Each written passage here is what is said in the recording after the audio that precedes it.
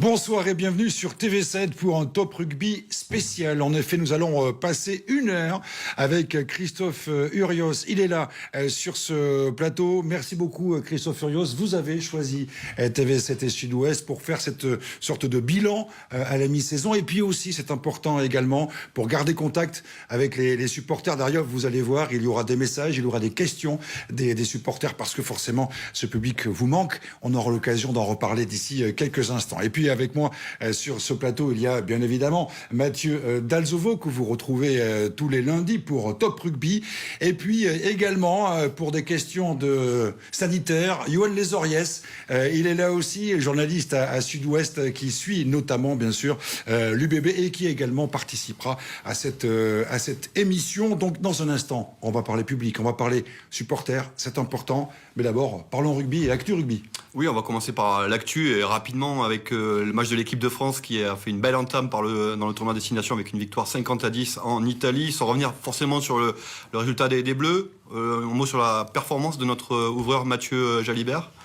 Moi, j'ai trouvé que l'équipe de France était à la continuité de ce qu'ils ont fait à l'automne. Une équipe sérieuse, propre, appliquée. Voilà, donc c'est bien parce que sur des matchs de reprise, c'est pas toujours facile. Donc voilà, donc je trouve que Mathieu a été à la hauteur du match, c'est-à-dire que je l'ai trouvé sobre, plutôt juste sur son jeu au pied, plutôt juste ses qualités de passe. Il a eu une ou deux situations, il les a prises, il a été très efficace sur son jeu au pied. Donc Mathieu, un peu à l'image de l'équipe, il a fait une bonne entrée dans son tournoi en étant respectueux des bases de notre jeu.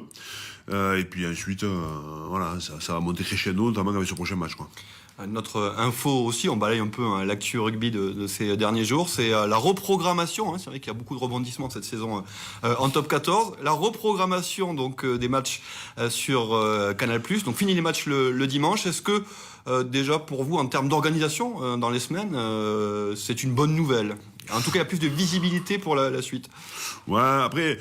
Bon, c'est une année où le mot d'ordre c'est adaptation, donc on est surpris de rien maintenant, donc voilà. Après, bon, ça fait partie des choses qu'on a complètement intégrées. Alors après, effectivement, le fait d'avoir que 2 jours de programmation fait que c'est plus facile pour anticiper.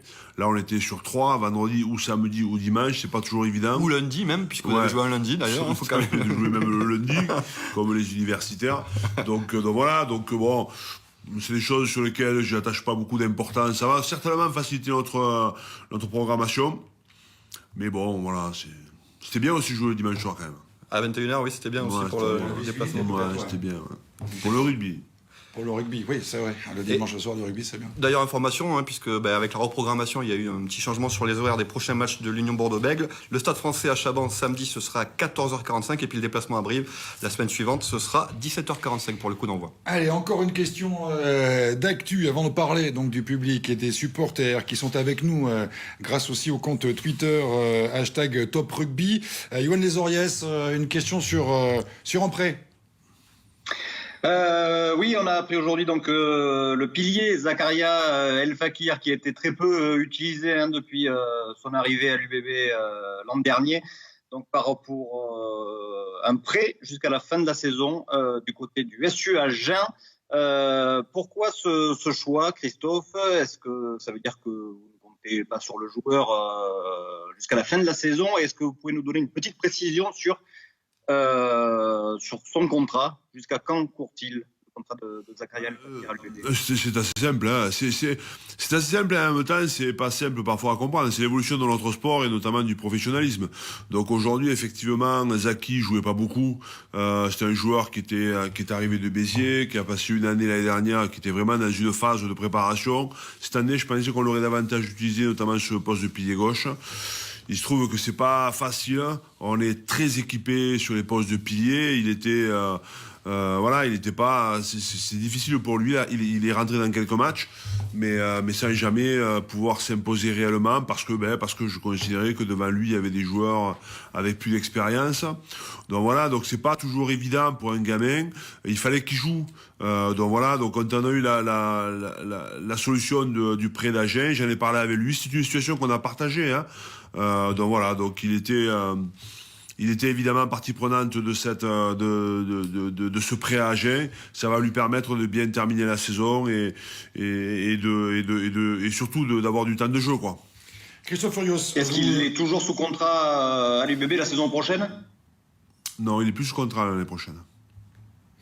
Christophe Furios, vous, ainsi que l'ensemble de l'équipe, vous revenez de vacances. On se souvient que c'était un petit peu un objectif important. Vous faites où? Parce que ça a été long, compliqué. Vous êtes parti en vacances sur 2 magnifiques victoires. Vous avez retrouvé le groupe aujourd'hui. Alors, comment ça s'est passé, cette coupure? Comment vous avez trouvé le groupe là, ce matin? Ouais, effectivement, les vacances, c'était une semaine qu'on attendait depuis un petit moment. D'ailleurs, que depuis le mois d'août, voilà, on ne s'était pas arrêté et que novembre et décembre, c'était dur. Et puis après, on s'est accroché à cette fameuse semaine pour souffler un petit peu. Mais on attendait tellement que finalement, quand on s'est aperçu qu'on était en vacances, on était jeudi presque à l'aube de reprendre. Tu vois, donc, pas simple. Après, j'ai retrouvé le groupe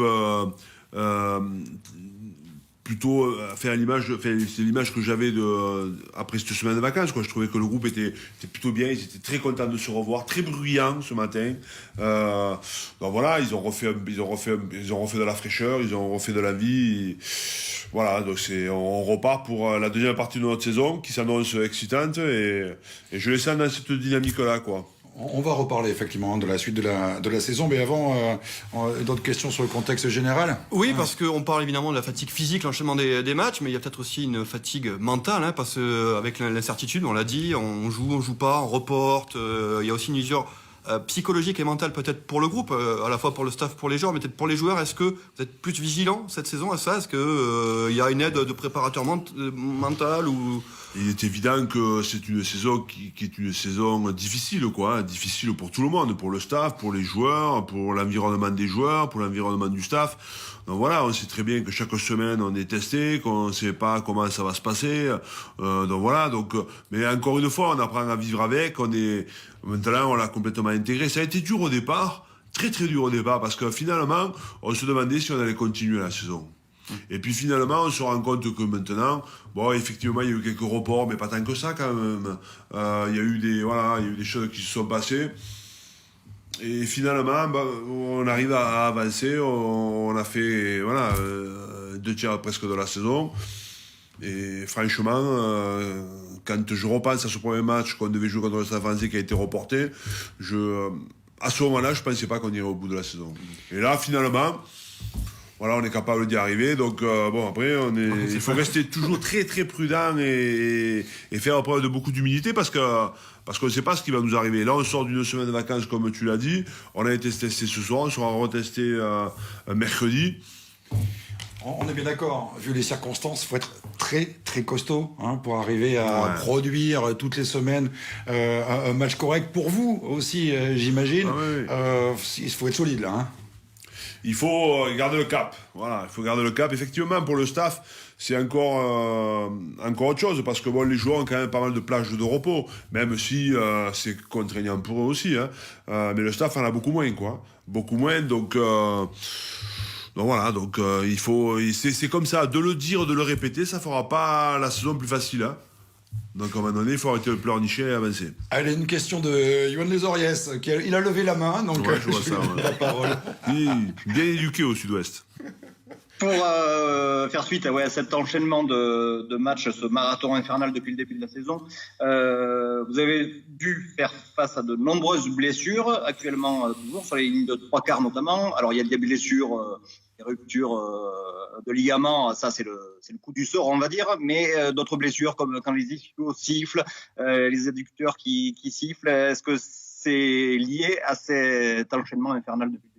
Bon, après, évidemment que l'enchaînement infernal, ça fait tirer les organismes, forcément, quoi. Forcément. Alors après, on n'a pas beaucoup de blessés, nous. Hein. Donc là, aujourd'hui, par exemple, sur le dernier cycle, on avait 8 blessés. C'est assez peu, de par le contexte. Jusqu'à maintenant, on en avait 3, 4. Donc c'est vrai qu'on a eu une pointe là, maintenant, sur cette période décembre-janvier. Probablement lié à l'enchaînement, probablement.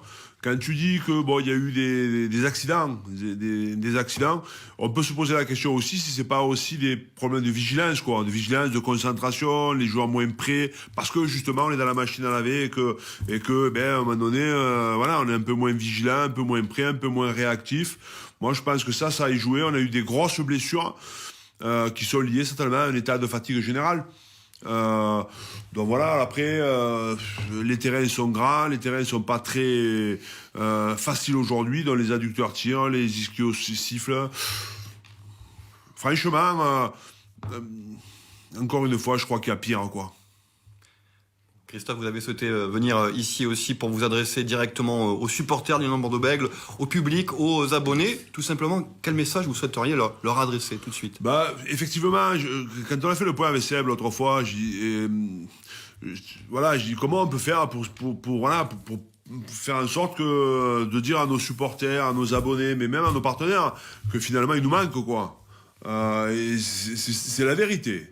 Alors on n'est pas les seuls, évidemment, tout le monde est dans le même contexte, mais franchement, quand je me rappelle des derniers matchs à Chabat, mais même des premiers, mais surtout des derniers, puisque c'est ceux que j'ai encore vraiment en tête, je pense à Lyon, je pense à Castres, où il y avait 30 ou 25 000 personnes au stade, et que tout d'un coup ça s'est arrêté, qu'on n'arrive pas à avoir personne, qu'on vient au match seul, on n'a même pas nos familles, quand on repart seul, enfin franchement c'est dur, donc nous, de notre côté, on a tellement envie de partager ces moments où on est en difficulté. On a eu des périodes dans la saison où on a été en difficulté. Après notre Coupe d'Europe, on aurait aimé avoir ce soutien qu'on n'a pas réussi à avoir, de par le contexte. Aujourd'hui, bon, on est un peu mieux et on aimerait aussi le partager. Donc, franchement, les gens nous manquent, quoi. Les gens nous manquent, le supporter nous manque, les gens qui aiment l'UBB nous manquent, quoi, tout simplement. Donc, je savais pas comment le partager et j'avais envie de leur dire, quoi, parce qu'on a un groupe de joueurs qui est exceptionnel, franchement, sur l'état d'esprit, sur l'envie de partager. Voilà, l'année dernière on avait construit pas mal de choses dans la continuité de ce qui se faisait au club. Voilà, là aujourd'hui on est obligé de faire différemment. C'est comme ça. Donc j'espère que ça se réglera assez vite, mais j'ai bien peur que ce soit pas pour demain. Oui, vous avez dit qu'effectivement le public vous manquait. Et bien justement, en même temps que vous parlez, Christophe, on voyait cette fois quelques-uns des messages que les supporters et le public envoient et à vous et à l'ensemble de l'UBB. Donc c'est important de garder ce lien. Vous avez évoqué tout à l'heure l'ambiance au stade. Bon, écoutez, rien que pour vous, Christophe Furios, tout de suite un tout petit cadeau.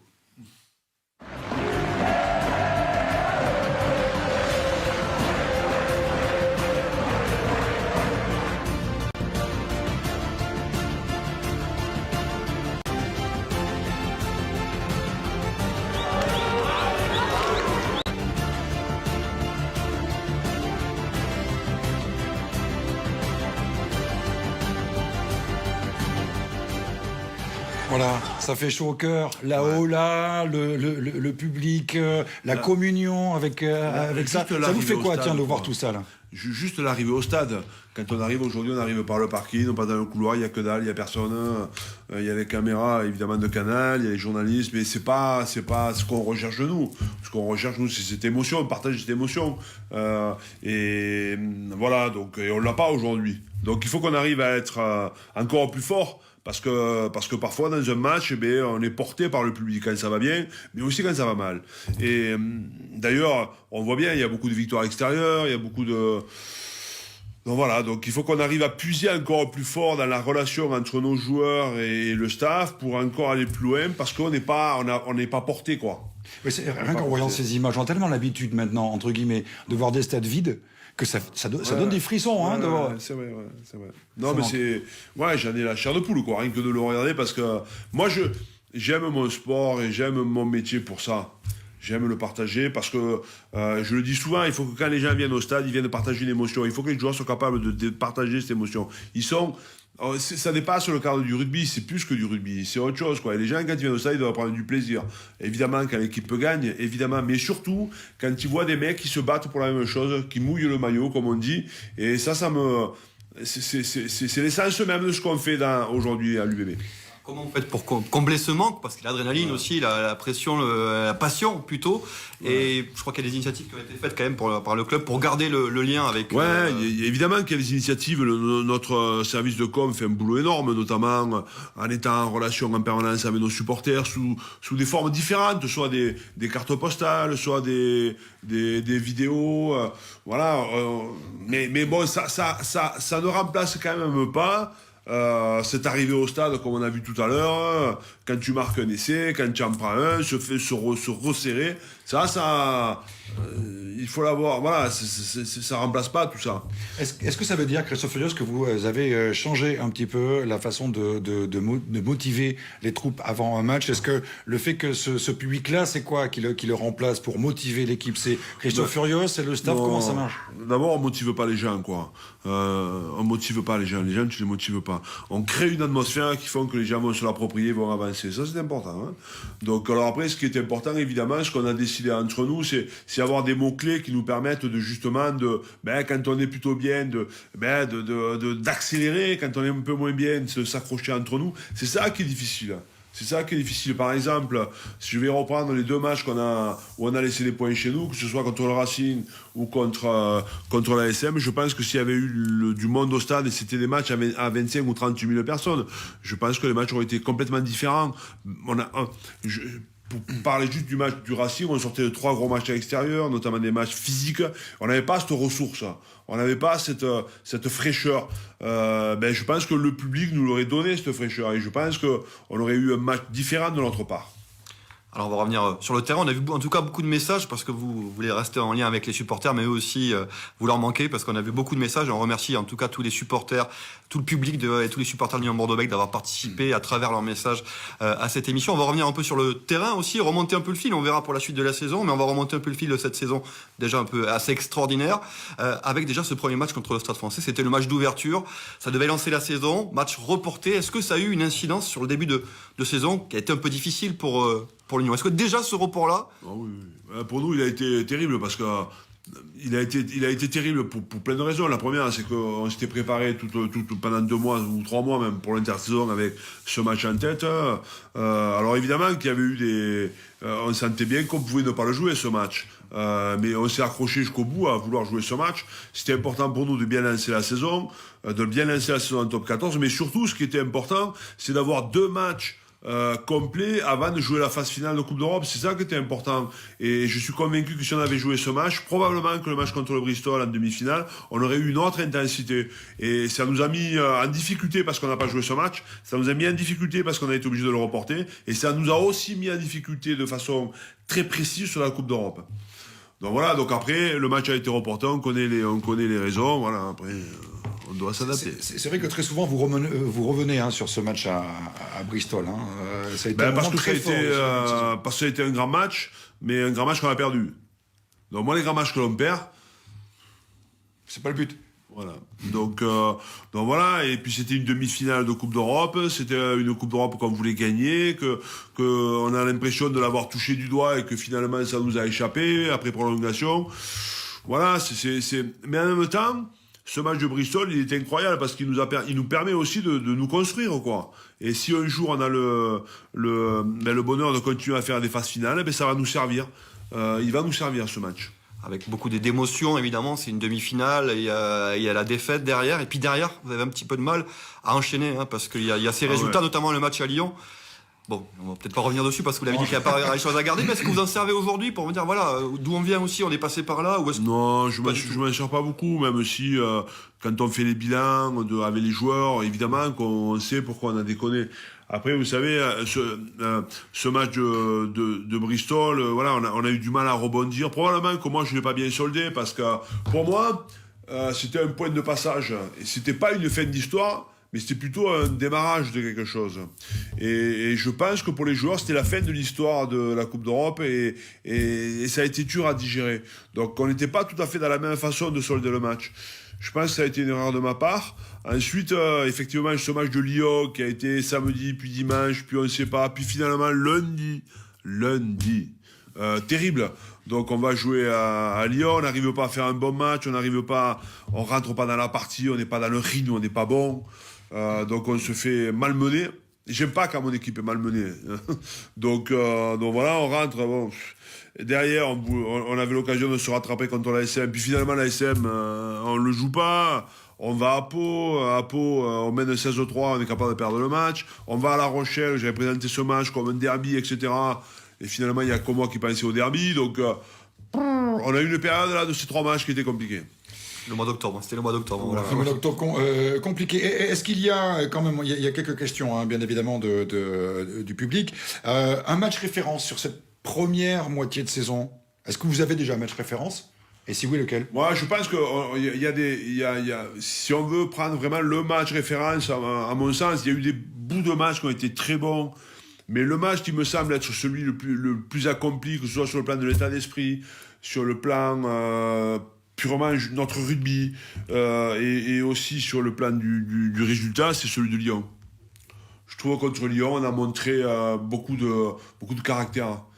Beaucoup de caractère dans la façon d'aborder le match, dans la façon de le jouer, dans la façon de se révolter.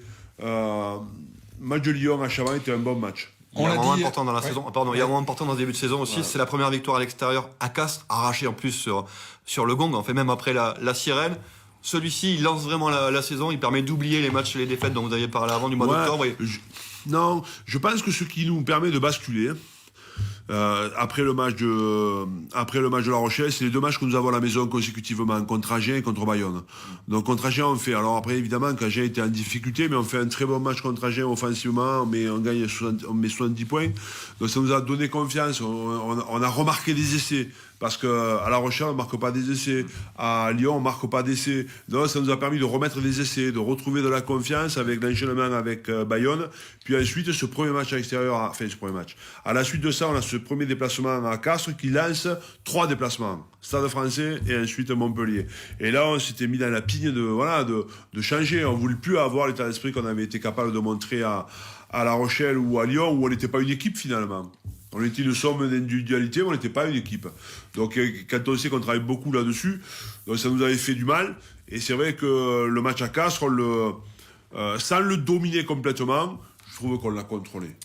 Christophe Urioz, je vous le disais, beaucoup de membres du public et également des supporters de l'UBB ont pu nous envoyer des questions. Alors, la première d'entre elles, elle nous vient de Florent.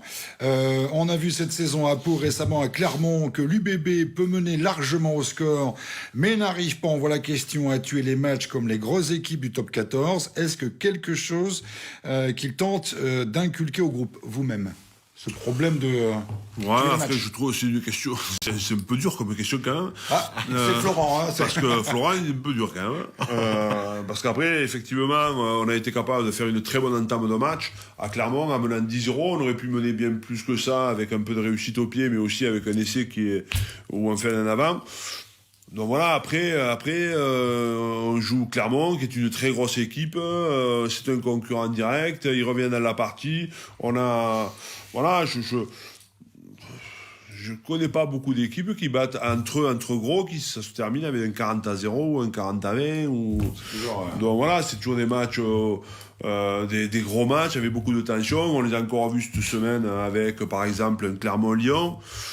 Donc voilà, je trouve qu'on est on est à la bagarre, quoi. Effectivement, aujourd'hui, dans ce top 14, il nous semble qu'il y a ces 2 équipes qui sont un peu au-dessus, que ce soit Toulouse ou La Rochelle. Après, on est tous à la bagarre. Voilà, on est 6-7 à la bagarre.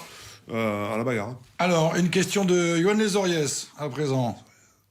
Christophe, est-ce que ce dernier bloc de match face à... Il n'y a eu que des concurrents directs, de la manière dont vous en êtes sortis, est-ce que ça vous, par rapport au début de saison, est-ce que ça vous a rassuré dans le fait d'y être dans la bagarre? J'avais pas besoin d'être rassuré, je le dis assez souvent, parce que je connais la qualité de mon groupe, je connais la qualité des joueurs, je sais ce qu'on est capable de faire. Après, il faut le faire. Donc on savait que le mois de janvier était un mois décisif. Alors il a été décisif de façon un peu différente parce qu'on devait jouer la Coupe d'Europe puis on la joue plus, on s'est retrouvé à jouer l'ASM et le Racing. Donc ça nous a fait enchaîner 5 très gros matchs contre effectivement des concurrents directs et effectivement on s'en est bien sorti. Au-delà de me rassurer, ça m'a rendu fier. Et je crois que ça a rendu fier le club et il me semble aussi qu'à travers les différents messages que je peux lire à droite et à gauche, qu'on a rendu aussi fiers nos supporters bordelais. Et ça, pour nous, c'est essentiel. Alors les supporters, justement, encore une question de Colette. Pourquoi Yann Lesgourg ne figure plus dans les compositions d'équipe? Alors ça, c'est des questions très précises. On est le public qui suit de près, hein, l'UBB. Je vois ça, ouais. Ah ouais. Donc Yann, effectivement, ça fait quelques semaines qu'il n'est pas dans le groupe. Alors, il y a plusieurs raisons. D'abord, la première des choses, j'ai pas de problème avec Yann Lesgourg, hein. Il sera pas prêté ou vendu. Donc voilà, j'ai pas de problème avec Yann. Après, effectivement, Yann a été papa il y a 3 semaines. Donc c'est tombé sur un week-end. Je me demande si c'est pas le match de Lyon ou celui de Toulon. Je l'ai plus en tête maintenant. Donc il y a eu ce phénomène sur un match. Dans la foulée, il se fait une petite entorse à la cheville. Pas quelque chose de très grave, mais une entorse à la cheville qu'il a éloignée pendant 15 jours. Donc la semaine dernière, on pensait qu'il allait pouvoir reprendre. Puis finalement, en fin de semaine, il a ressenti une gêne. Et bon, on fait des matchs aujourd'hui, on a besoin d'être à 100%. Donc voilà, Yann, je trouve à l'image de l'équipe, le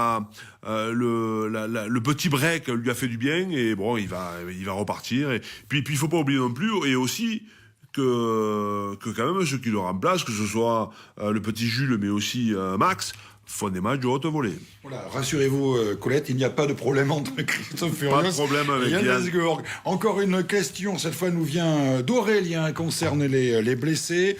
Bonjour Christophe Furios, pouvez-vous nous donner des nouvelles de nos blessés du coin, Cordero, Moefana, Lamra, et une date de leur retour, si c'est possible? Alors les premiers retours, à mon avis, ça va se faire... Bon, Rémi, c'est un peu différent, c'est vraiment un problème c'est une lésion musculaire, donc il faut être toujours très prudent. C'est celui qui me semble être le plus près.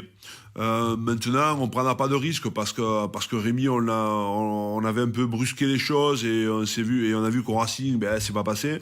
Donc il faut qu'on soit prudent. À mon avis, concernant Yoram, concernant Santi, ce sont les joueurs qui vont rentrer le plus vite avec Rémi, et ça sera probablement sur la reprise de Pau. Merci beaucoup Christophe Furios, restez avec nous dans quelques instants. Nous allons continuer cette émission spéciale de Top Rugby avec Christophe Furios pour parler bien évidemment de la suite de cette saison, avec encore et toujours beaucoup de questions et de réactions du public. À tout de suite.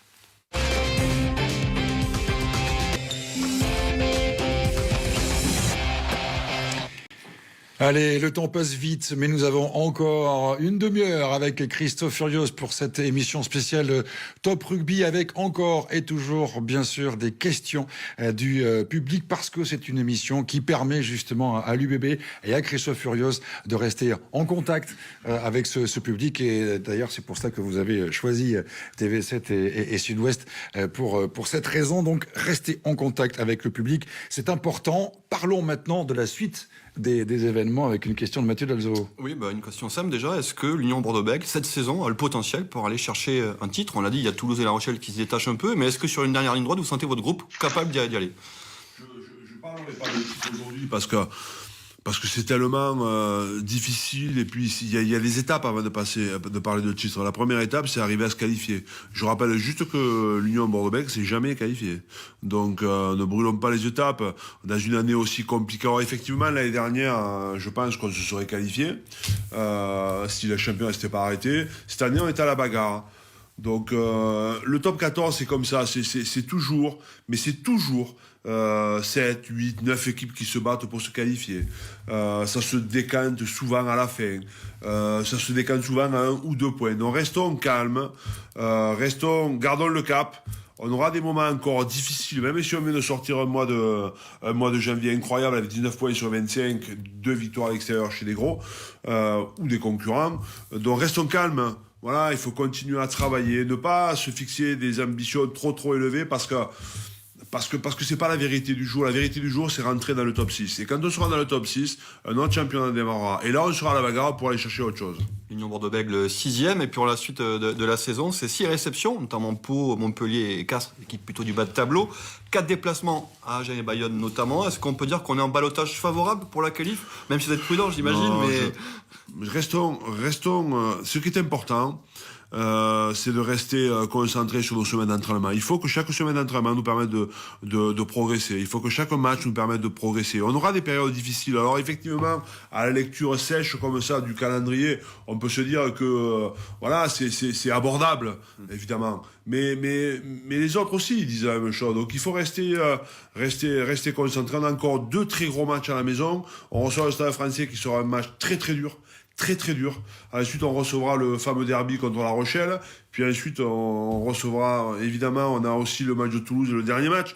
Donc il y a tellement de pièges encore jusqu'à la fin des saison. Restons surtout très concentrés. Ce que je veux, c'est qu'on arrive à bien travailler, que nos semaines soient dictées par l'envie de progresser, individuellement, collectivement. C'est ça qui me paraît être important. Une question de Yoann Les Oriès. Christophe, est-ce que la période il peut y avoir le plus de crainte et de risque, est-ce que c'est celle du tournoi des 6 nations en l'absence de Mathieu Gélibert? Ouais, effectivement, Mathieu a fait un début de saison incroyable avec nous. C'est un élément évidemment très très dangereux de par son jeu individuellement, mais aussi de par l'organisation de notre jeu. Après, voilà, on est comme il y a d'autres équipes qui sont dans le même lot que nous. Voilà, aujourd'hui, on a fait le choix de voilà, il y a Ben qui a repris le flambeau. Il a fait un match correct à Clermont. Il a besoin de jouer, Ben. C'est un garçon qui a besoin de jouer. Il va enchaîner les matchs. Aujourd'hui, c'est notre 10 titulaire.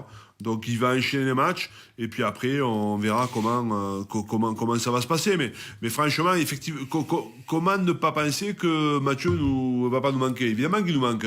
Évidemment. Mais comme probablement Dupont à Toulouse ou d'autres ailleurs. Donc, et tu le sais, je m'occupe pas de ceux qui sont pas là.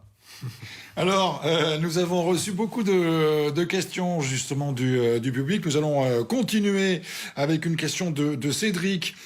Comment aborder la période février-mars où il y a peu de matchs? Y aura-t-il une préparation physique dans la perspective de fin de saison comme effectué l'an dernier avant l'arrêt de la compétition? Question précise.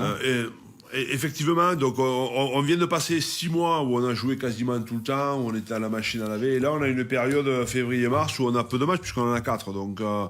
Donc effectivement, on a ces 2 premiers matchs qui sont essentiels où on reçoit le Stade Français, on va à Brive, ensuite on a un break. Donc là on va donner 2 jours off aux joueurs et ensuite on se remettra en charge le mercredi pour préparer le match de Pau. Donc on aura 10 jours pour bien préparer le match de Pau. Ensuite on a 15 jours. Ça match, là on va laisser 10 jours de repos aux joueurs, on se remettra en charge avant le fameux match contre La Rochelle, et puis après pour le coup ça va enchaîner. C'est pas un peu compliqué justement quand il y a comme ça une semaine, 10 jours C'est pas compliqué, ça fait partie de notre championnat. C'est pas compliqué, il faut juste bien l'anticiper, bien le préparer. On a fait un point tout à l'heure avec les leaders aussi, on en a parlé. On essaye d'optimiser au mieux ces périodes où il n'y a pas de match, où on doit travailler sur le groupe, on doit travailler physiquement, on doit continuer à faire évoluer notre jeu. Donc voilà, il y a tout ce qui est mis en place en sachant, encore une fois, on peut pas faire ce qu'on veut. C'est-à-dire qu'on peut pas faire des animations en ville, on peut pas aller manger au resto, on peut pas. Donc ça reste restreint. Mais encore une fois, il y a pire. On se projette sur la fin de saison de l'Union Bordeaux-Bègles en top 14, mais il ne faut pas oublier la Coupe d'Europe aussi. Ouais. Vous avez des nouvelles d'ailleurs de la formule, des dates, parce que pour l'instant c'est un peu le flou. On l'oublie pas, hein. On l'oublie pas, elle fait partie de notre saison. Voilà, après, les dernières informations que j'avais, c'est que... Alors après, c'est évidemment, prendre avec des pincettes, hein, parce que... il semblerait qu'on parte, au lieu d'avoir une quart de finale qui joue sur 2 matchs, on partirait sur un 8e de finale. C'est-à-dire que des 2 poules, la poule A et la poule B, les 8 premiers seraient qualifiés. Donc on partirait sur un 8e de finale et un quart de finale, et ensuite ça ne changerait pas, quoi. Une bonne formule, c'est une bonne chose, une bonne formule. L'Union Bordeaux-Bègles serait qualifiée, donc évidemment. Ouais, exactement. Donc là aujourd'hui, pour nous, on est qualifié, quoi. Voilà. Donc par contre, on aurait voulu sortir en quart de finale parce qu'on était invaincu en Coupe d'Europe. Donc mais bon, ça fait partie. Si on sort en 8e, si on rentre en 8e, on le prendra avec beaucoup de plaisir et d'envie. Allez, encore une question. Cette fois, elle vient de Kevin. Et cette question concerne le jeune Jules Gimbert. Il a effectué une très bonne rentrée, nous dit Kevin, contre Clermont. Il a prouvé qu'il était capable de très bien diriger ses avants et est doté a priori d'un certain leadership. Le verra-t-on plus longtemps à terme? Effectivement, c'est une très bonne, encore une fois, je vois que nos supporters sont des connaisseurs. Des connaisseurs, et ça, c'est plutôt bien. Donc, effectivement, Jules a fait une rentrée convaincante, mais comme assez souvent d'ailleurs, à Clermont. Il a été capable dans ces derniers ballons d'être décisif, notamment dans le commandement des avants, mais aussi dans la transmission avec Max, pardon. Donc c'est plutôt intéressant. Après, voilà, il fait partie des rotations. L'année dernière, il rentrait pas dans les rotations. Je trouvais qu'il était un peu décalé. C'était vraiment notre troisième demi de mêlée. Aujourd'hui, Max semble prendre un peu le leadership du poste. Ensuite, il y a la bagarre. Il est à la bagarre. Donc, c'est un gamin qui a complètement changé. Je le trouve très engagé. Il a envie de progresser. J'aime son état d'esprit. Allez, une question de Yoann Lesorias à présent, avant de passer à une question de monsieur et madame Goss. C'était pour poursuivre, oui, sur le cas de Jules Gembert. Il est en fin de contrat à la fin de la saison, donc est-ce qu'il est en train de gagner des points pour une prolongation? Et effectivement, il est en fin de contrat. Après, comme tous les jours en fin de contrat, il sait de quoi son avenir sera fait. Donc on est en train de discuter avec lui, d'échanger avec lui. Probablement, il y aura une prolongation. Allez, question donc de monsieur et madame Gauss. Vous allez voir encore une fois que le public et les supporters de l'UBB suivent vraiment de près ce qui se passe sur le terrain. Pourrait-on voir un jour Bedlam au centre de l'attaque de l'UBB avec un tel physique, il pourrait franchir la ligne de la défense adverse, nous dit-on. Ouais, effectivement. C'est marrant cette question parce qu'on se la pose régulièrement. Y compris en conférence de presse, régulièrement. Voilà, une conférence de presse. Mais c'est marrant parce que pourquoi pas, même si je pense que son vrai poste, ça reste sur un poste d'ailier. Il a besoin d'espace. C'est un joueur qui aime déborder, qui aime avoir de l'espace. Alors, il suffit pas d'être grand et costaud pour faire un bon centre, parce que sinon, il faudrait jouer Ben Tameifuna. Mais on aurait peut-être d'autres problèmes. Donc voilà, donc je trouve que l'équilibre aujourd'hui du milieu de terrain est plutôt bon. Je trouve que Pablo Huberti est à un niveau incroyable. Je trouve que Pierre Mignon a fait un très bon match. Je trouve que JB amène son expérience. Donc voilà, en attendant que Rémi rentre, que Yoram rentre, que UJ rentre. Et je trouve que l'équilibre de l'équipe, il est assez bien trouvé, avec Ben qui est un peu une espèce d'électron libre, et où justement sa puissance et sa force, et notamment sa capacité à jouer debout, comme il a été capable de le faire, je pense, au Racing, est intéressante, quoi. Son intégration se passe bien parce que Laurent Marty ici même nous disait, même vous nous aviez dit, il est assez timide, assez introverti finalement. Petit à petit, ça se fait quand même, ça va. C'est fini. Alors c'est pas... C'est pas le premier à se mettre debout sur les tables. Voilà, je le sens pas arriver avec un nez rouge et une perruque blonde quand même. Hein. Mais bon, il est comme ça. Après, il y a des garçons qui sont comme ça. C'est pas un timide, c'est un introverti. Aujourd'hui, il est très bien. Et forcément, ça se voit sur le terrain. Donc aujourd'hui, l'équipe a appris à jouer avec lui. Lui, il a appris à jouer avec l'équipe. Voilà, il est extrêmement bien dans cette équipe. Et je trouve qu'il donne... Sur les derniers matchs, quand même, notamment on parlait du mois de janvier. Sur le mois de janvier, il a été décisif, hein, Ben. Il a été décisif, il y a assez peu de mauvais choix. Franchement, il a été... si au départ, on ne savait pas trop comment il allait pouvoir arriver à s'intégrer, sur le mois de janvier, il a montré que c'était un grand joueur. Allez, dans quelques instants, vous allez avoir droit à une série de questions sur le recrutement, forcément. Alors, encore une fois, oui, le public, les supporters de l'Union, vous faites la grimace. Christophe Furios, on verra tout à l'heure. Une question d'Aurélien concernant les jeunes. Nous avons pu constater, nous dit-il, que notre équipe s'appuie sur de nombreux jeunes talentueux. Certains se révèlent cette année, Mouefadin, Huberti, Gimbert, Huleux, Lamotte.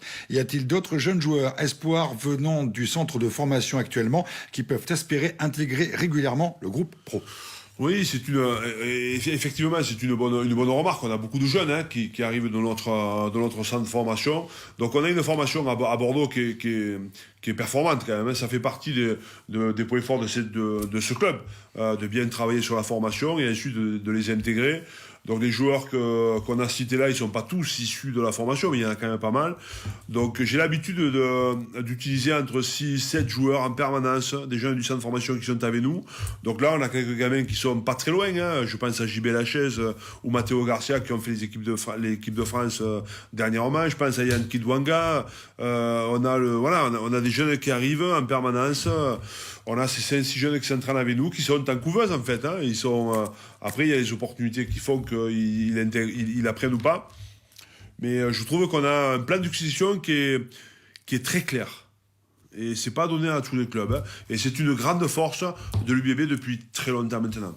Un mot peut-être sur vous, ancien talonneur, sur Maxime Lamotte, qui était prêté à Bayonne, qui revient et qui petit à petit est en train quand même de sortir des gros matchs, qui est performant de semaine en semaine. Franchement, c'est une belle réussite. Hein. C'est une belle réussite parce que Max, je le connaissais pas quand on l'a prêté. Moi, je l'ai vu faire quelques matchs avec les pros, pas beaucoup. Je l'avais surtout vu jouer avec les jeunes, avec les espoirs. Donc c'est un gamin qui me semblait être très intéressant. Offensivement, un joueur de rupture capable de franchir, de porter les ballons, plutôt bon sur le lancer en touche. Je savais pas trop à mêler et mon point d'interrogation c'était le combat en fait. Bon gratteur, et franchement, il est arrivé doucement en venant de Bayonne. Il a eu un peu il a eu du mal à prendre ses marques, que ce soit à travers le groupe, mais aussi et surtout évidemment à travers le staff. Donc voilà, donc petit à petit, il est en train de prendre ses marques. Aujourd'hui, il fait une saison incroyable. Non seulement dans ce qui fait sa force, touche, porter les ballons, mais aussi et surtout, il a beaucoup progressé en mêlée et je le trouve très fort dans le combat. C'est quelqu'un qui défend très très dur. Donc, et ça pour moi, c'est je vais pas dire une surprise évidemment, mais je l'attendais là-dessus et je trouve qu'il est en train de donner beaucoup de garanties à l'équipe et de là, évidemment, son leadership est en train de prendre un peu d'épaisseur. Il a besoin de s'affirmer. Max, c'est un jeune mec, il a besoin de s'affirmer. Et à ce poste, on a besoin d'avoir des mecs forts. Il est en train de le devenir. Allez, c'est parti pour les questions recrutement avec Christophe Furios. La première, attention, la première nous vient de Christian. Pourquoi laisser partir Scone et Ginbotham sous d'autres cieux pour faire venir Louis Picamol, plus âgé, et 1 an de contrat seulement? Qu'en est-il de la rumeur sur la venue d'autres joueurs, notamment international irlandais en Gironde? Donc, alors effectivement, donc on est en train évidemment de travailler sur le recrutement. Ce qu'on peut dire, c'est que le recrutement ne sera pas. On n'a pas un gros recrutement à faire. Hein. On n'a pas un gros recrutement à faire parce qu'on a consolidé nos joueurs. Beaucoup de joueurs sont sous contrat, qui ont été reconduits très très tôt et très vite. Donc après, évidemment qu'il y a il y a du renouvellement qui est en place. Il faut savoir quand même qu'on est et c'est pas toujours facile. On a une contrainte qui est importante. Je sais pas si c'est une contrainte, en tout cas c'est une règle, notamment celle des GIF, qui est importante. L'année prochaine, les joueurs GIF doivent être en 17 sur la feuille de match. Alors les GIF, c'est les jeunes issus de la formation française. Voilà. Donc ça veut dire qu'aujourd'hui, pour les étrangers, c'est pas évident. L'année prochaine, on aura droit juste à 6 joueurs, donc on a vite fait le tour. Donc évidemment que la première base de notre recrutement, c'est arriver à rétablir un peu cette situation, faire en sorte d'avoir un recrutement qui est plutôt GIF. Donc voilà, donc en sachant qu'aujourd'hui, on en a 16 joueurs GIF et on a du mal on est limite. L'année prochaine avec un joueur de plus, il faut qu'on soit capable de recruter GIF. Alors après, la question très précise entre Scott et Louis. Scott est pas encore parti de l'UBB et Louis est pas encore à l'UBB. N'empêche que la 3e ligne, ça peut être le chantier prioritaire, clairement. Oui, la 3e ligne, il va y avoir pas mal de changements. C'est le seul poste où il va y avoir beaucoup de changements. C'est marrant parce que c'est le seul poste l'année dernière où il n'y a pas eu de changement. Voilà, donc il va y avoir un peu de nouveauté. Allez, continuons dans les questions recrutement. Une question de Christian. On fait revenir des Aubiès pour 2 mois pendant que Jalibert est en équipe de France, mais reviendra-t-il définitivement pour l'année prochaine ou cherche-t-on un autre 10? C'est une bonne question également, comme toutes d'ailleurs. On sent qu'ils sont attentifs et qui sont, envie de parler. Mais c'est bien, c'est très bien. C'est ça la passion. C'est ça la passion.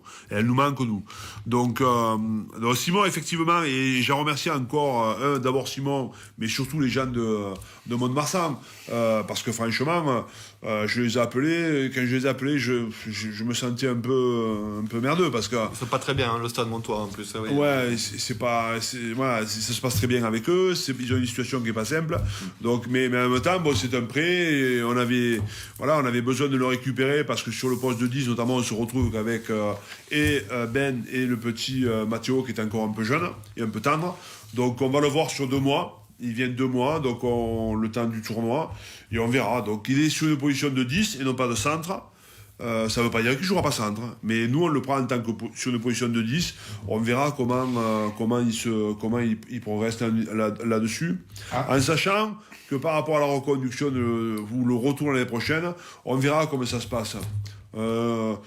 Si je sens que Simon a besoin de faire un an de plus pour réintégrer définitivement le projet de l'UBB, il fera un an de plus en prêt.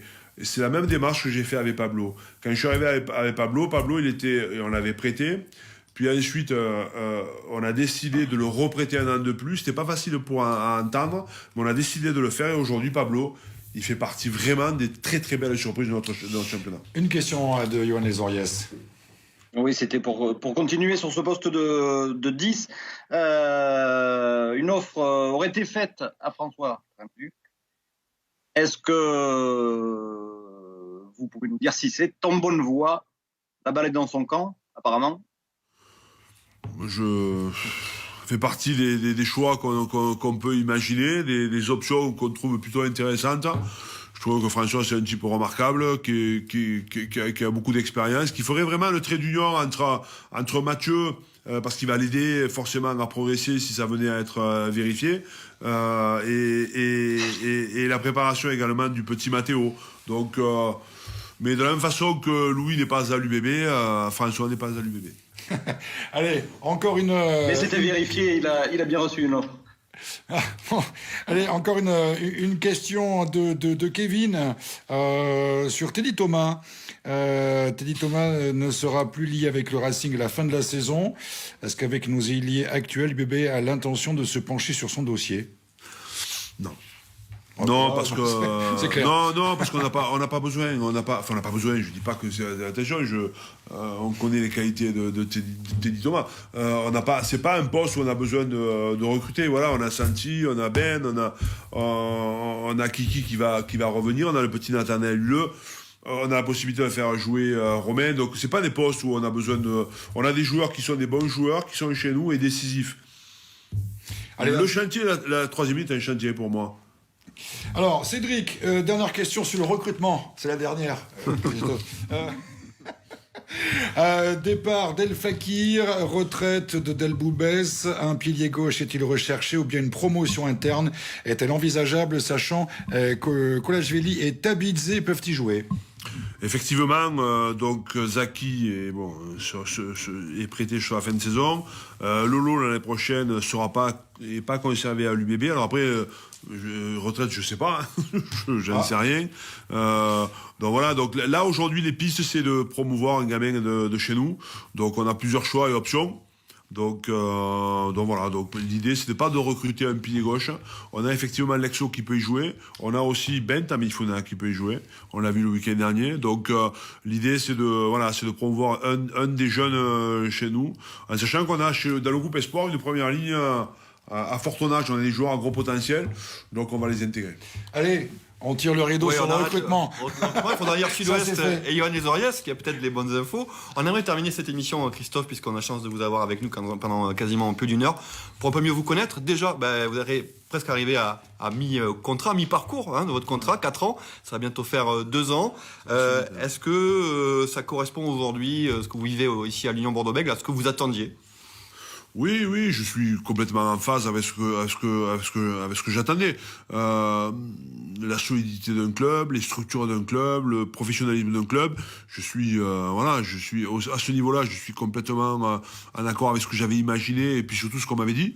Donc là, franchement, c'est bien. Après, sur l'état d'esprit du groupe, c'est pareil. Je trouve un groupe qui c'est un groupe qui a besoin d'évoluer encore, qui a besoin d'évoluer, qui a besoin de se durcir sur toute une durée. Voilà, on sent on sent qu'il y a du talent, évidemment, mais une saison de top 14, ça se joue pas que sur le talent. C'est la rudesse, c'est enchaîner, c'est se battre tout le temps, se battre chaque semaine pour progresser. C'est tout ça qui fait qu'à la fin on est dans le top 6, et quand on est dans le top 6, ben on se rapproche de l'objectif ultime.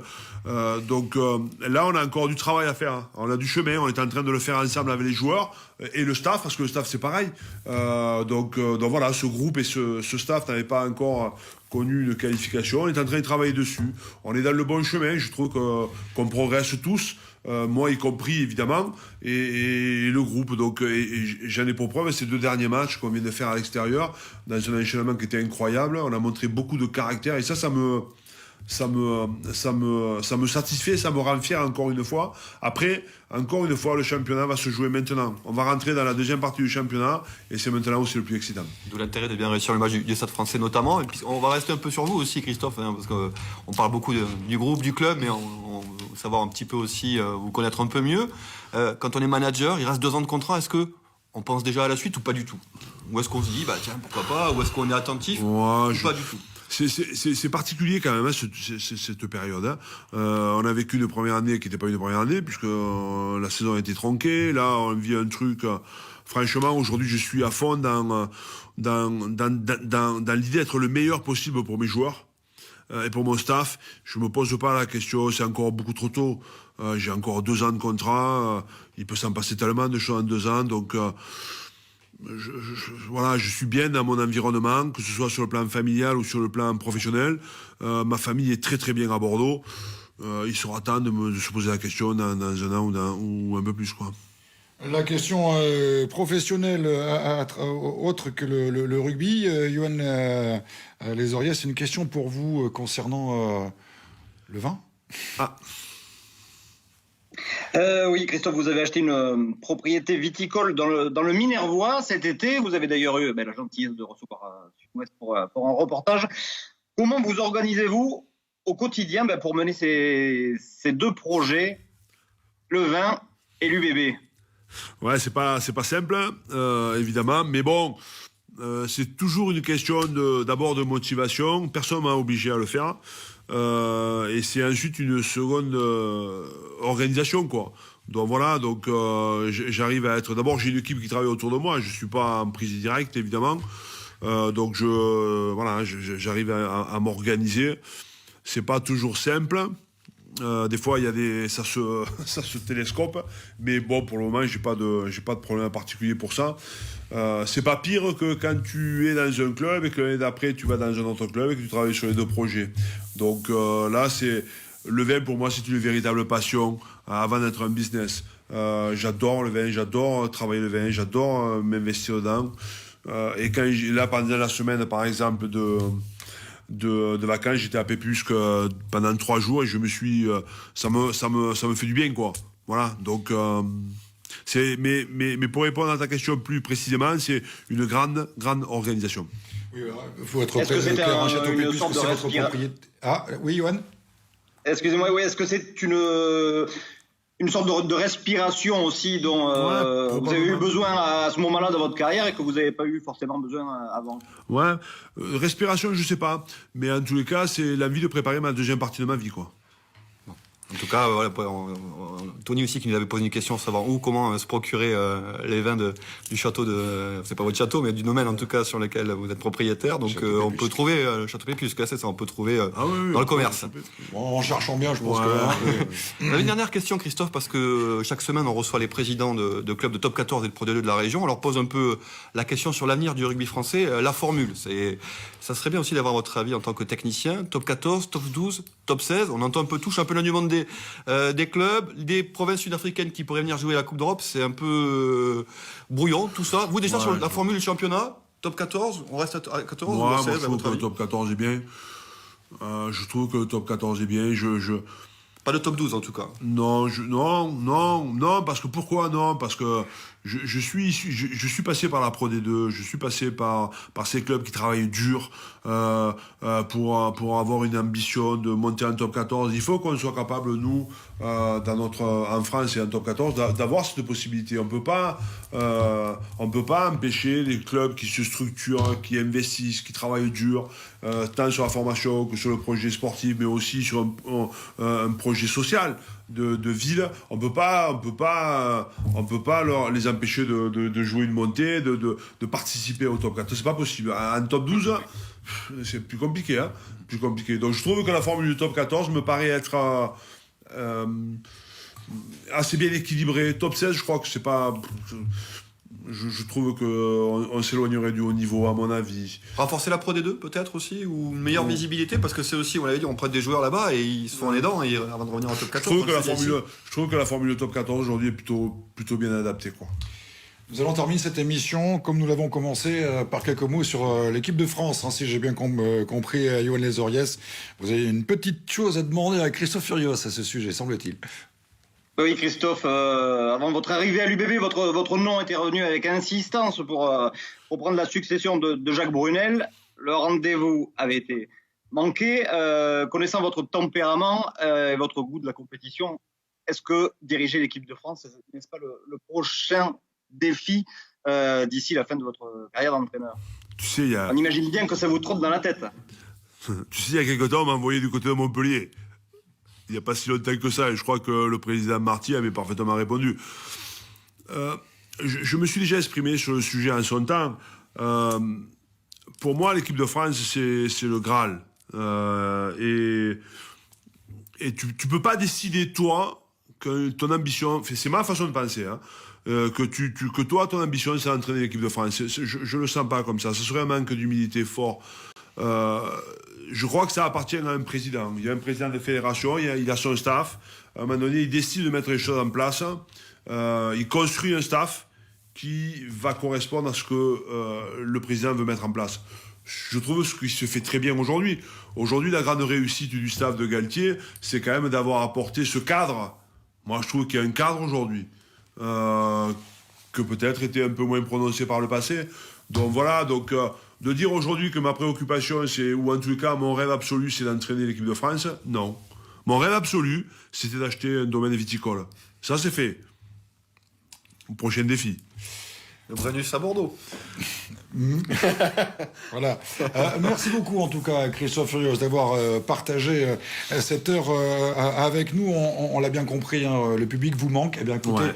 Mais c'est vrai, fois... c'est pas de l'enfumage. Hein. Je parle comme ça. Et d'ailleurs, la prochaine fois que vous avez besoin de vous adresser au public, vous n'hésitez pas, vous revenez quand vous voulez, vous tapez à la porte, il n'y a pas de problème, on sera toujours là pour vous accueillir. En tout cas, merci d'avoir choisi TV7 et Sud-Ouest pour ça. Merci également à Yoann Les Oriès de nous avoir permis de poser ces quelques questions à Christophe Furios. Et puis, l'UBB, nous, sur TV7, c'est toutes les semaines. On garde contact avec l'UBB grâce à Mathieu Lalzovo et Top Rugby.